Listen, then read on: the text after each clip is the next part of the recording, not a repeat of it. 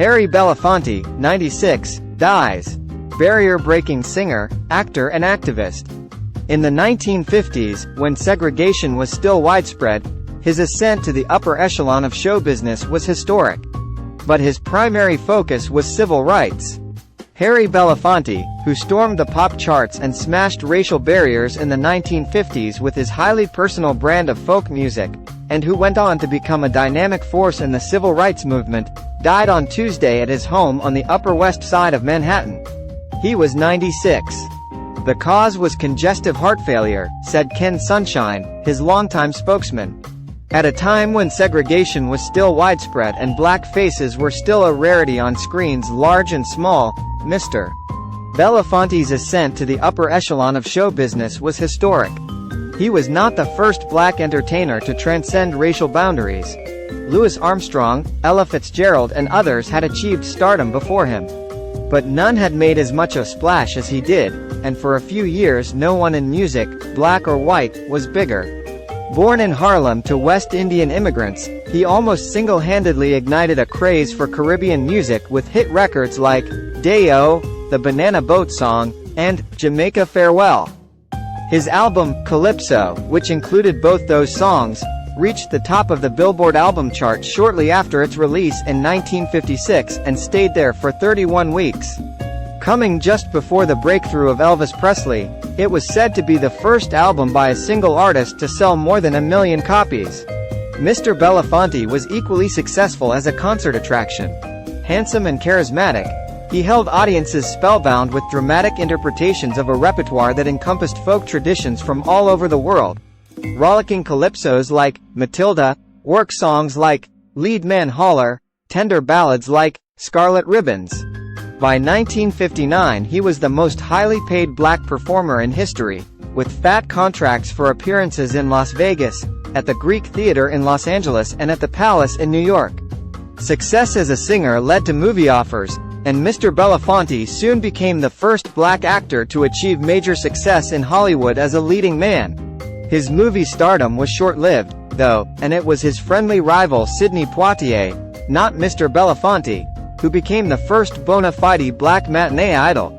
But making movies was never Mr. Belafonte's priority, and after a while neither was making music.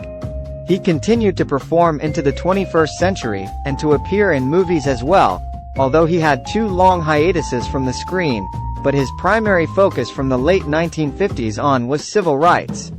Early in his career, he befriended the Reverend Dr. Martin Luther King Jr. and became not just a lifelong friend but also an ardent supporter of Dr. King and the quest for racial equality he personified.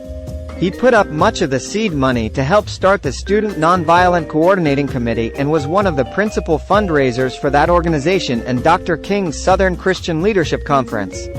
He provided money to bail Dr. King and other civil rights activists out of jail.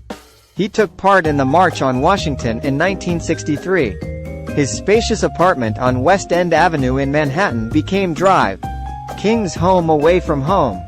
And he quietly maintained an insurance policy on Dr. King's life, with the King family as the beneficiary, and donated his own money to make sure that the family was taken care of after Dr. King was assassinated in 1968. In an interview with the Washington Post a few months after Dr. King's death, Mr. Belafonte expressed ambivalence about his high profile in the civil rights movement. He would like to be able to stop answering questions as though I were a spokesman for my people, he said, adding, "I hate marching, and getting called at 3 a.m. to bail some cats out of jail." But, he said, he accepted his role. In the same interview, he noted ruefully that although he sang music with roots in the black culture of American Negroes, Africa and the West Indies, most of his fans were white. As frustrating as that may have been, he was much more upset by the racism that he confronted even at the height of his fame. His role in the 1957 movie, Island in the Sun, which contained the suggestion of a romance between his character and a white woman played by Joan Fontaine, generated outrage in the South.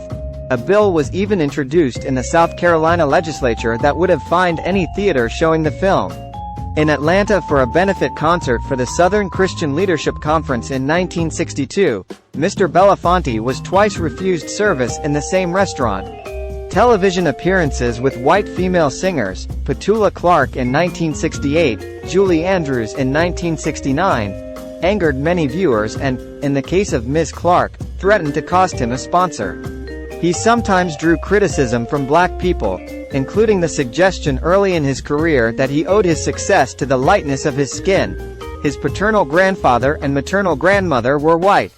When he divorced his wife in 1957 and married Julie Robinson, who had been the only white member of Katherine Dunham's dance troupe, the Amsterdam News wrote, "Many Negroes are wondering why a man who has waved the flag of justice for his race should turn from a Negro wife to a white wife."